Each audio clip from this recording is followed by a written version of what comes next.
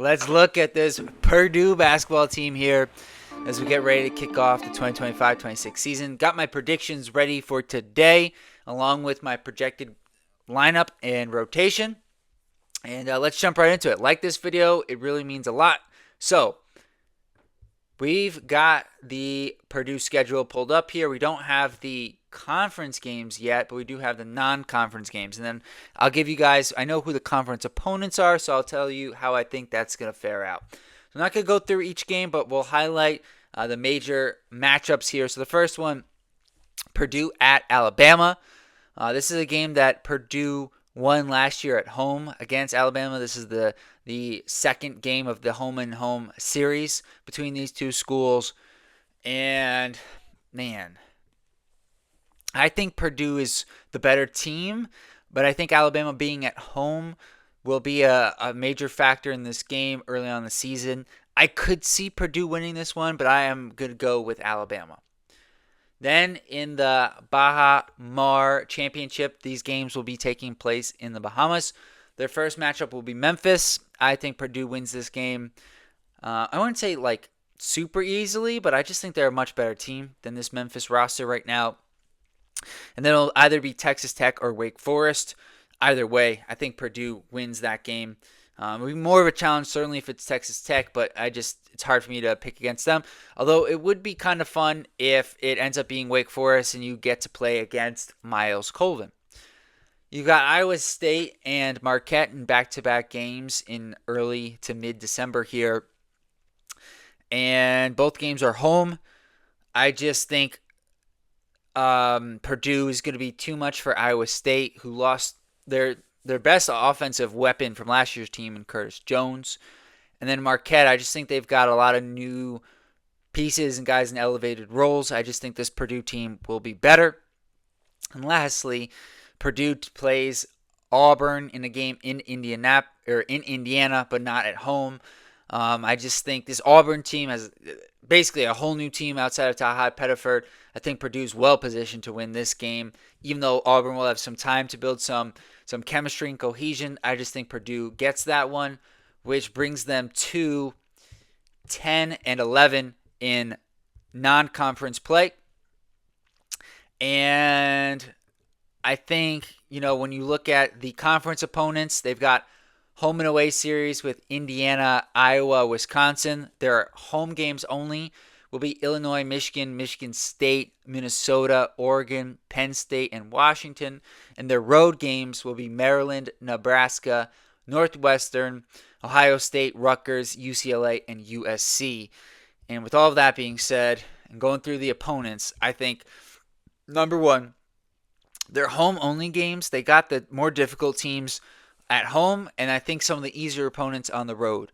When you look at both Michigan schools and Illinois in particular, and then on the road, they'll get Rutgers, they'll get a Nebraska, which I'm not so sure about, a Northwestern team, which is certainly might be better, but I think is rebuilding, similar with a Maryland. I just don't know. It's a completely new roster there, similar with like a USC, UCLA, maybe.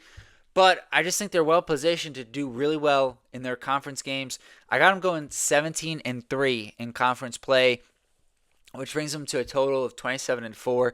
Matches their preseason number one overall ranking in the polls, and I just think this is going to be an awesome team next season. So it was just hard for me to pick a lot of games against them.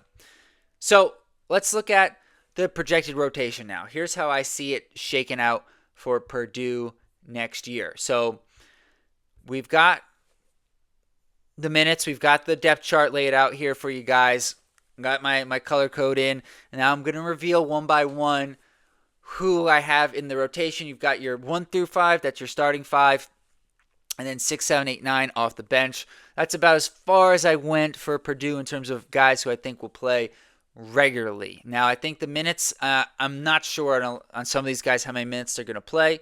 But with that being said, I am very sure that this is going to be Braden Smith at the point guard spot. Not much left to say about why he's going to get these minutes, but what I will say is I think Braden Smith might be the best player in college basketball next year. I just think how much better he's gotten from year to year. Could he take another leap forward next season. That's what I'm really looking forward to see.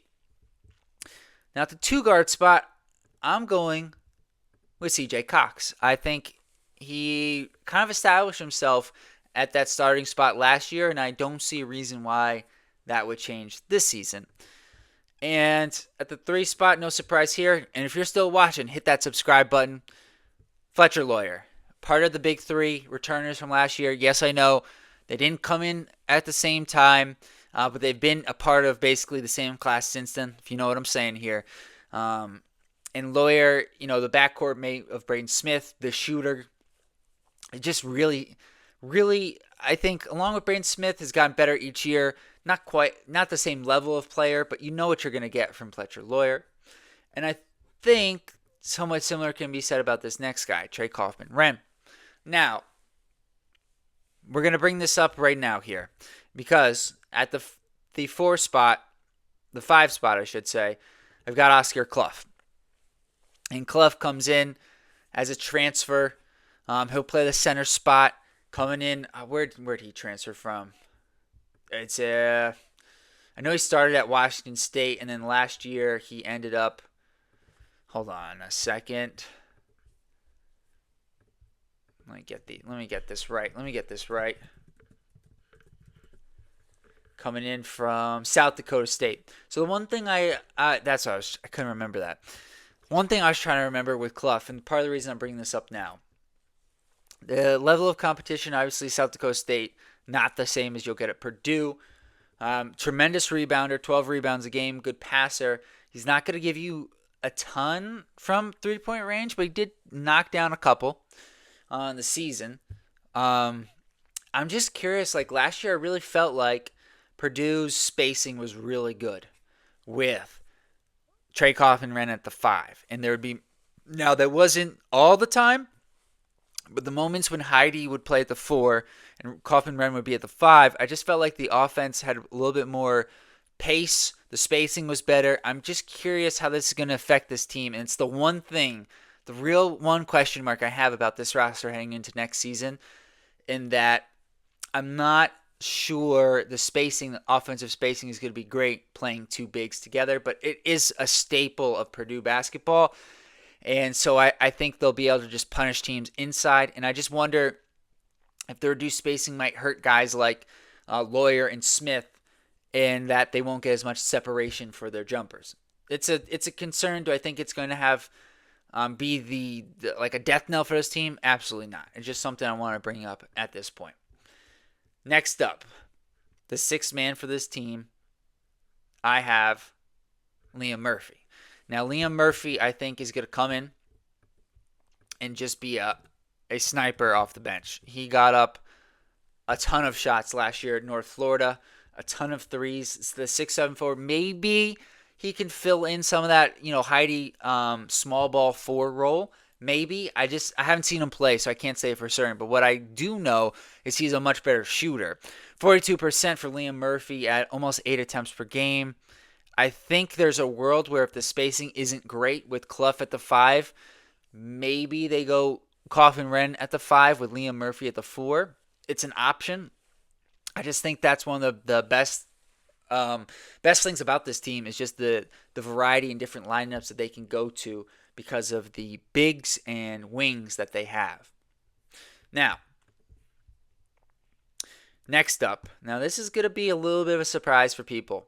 I've got Jakari Harris. I think he did a good job playing on the wings last season. You know what you're going to get. He can play off of Braden Smith and Kaufman-Renn, which I think is really important for this team because you're built off of those 2 guys, and then how does everyone else fit in around them? Lawyer fits in exceptionally well. And so I think that's part of the reason why, even though this guy has gotten a ton of hype, and rightfully so, I currently have him just on the outside. Not on the outside, but, getting less minutes than I think most people would expect. And that's Omer Meyer. I know we had a little debate in the comments last time. I forget which one won out. But I think he's going to be a really good player. I just wonder, Braden Smith's going to play a ton. And I think Meyer is better off, with the ball in his hands from what I can see. And he's not a great 3-point shooter yet. And so you want the ball with Braden Smith. Yes, Omer will come in and he'll be your backup point guard for limited stretches, and he'll play next to Braden Smith at times. But you really want the ball with Braden Smith as much as you can. And so if Mayer is not going to be a great shooter, I think it's going to cost him a little bit of playing time. And that's the only reason. I don't think it's because he's not going to be as good as people expect him to be. I think he's going to be very good. I think next season is going to be the year 2026-27 where he takes the keys and really runs with it. But unless Braden Smith injury or he shoots the three better than I suspect based off of his stats, I just think he's going to be for a little bit smaller role than I think people may think heading into next year. Finally, Daniel Jacobson. I know we talked about this as well in the comments of the last preview video for Purdue.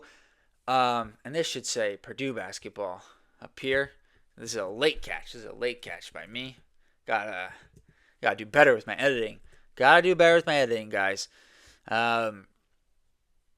But I think Jacobson and Oscar Clough take up 35 minutes at the center spot, leaving about 5 for Kaufman-Renn there. I think that seems reasonable. And I do think Jacobson, he will be a better shot blocker. Won't be as good of a rebounder as Clough. And so I think there could be matchups where Jacobson may get more minutes than certainly the 12 I have allotted for him here. But let me know what you guys think in the comments below. Until next time, peace.